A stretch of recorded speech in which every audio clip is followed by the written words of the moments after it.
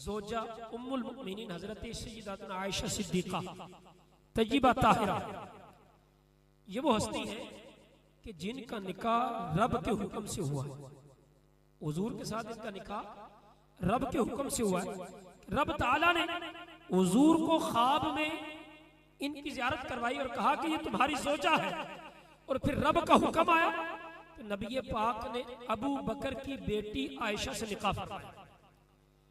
और ये याद रखिएगा, अहले सुन्नत का ये अकीदा है कि अहले बैत में सबसे पहले अज़वाज शामिल है। सबसे पहले माँ होगी तो औलाद होगी ना, तो जब माँ ही ना हो तो फिर औलाद क्यों जो नहीं।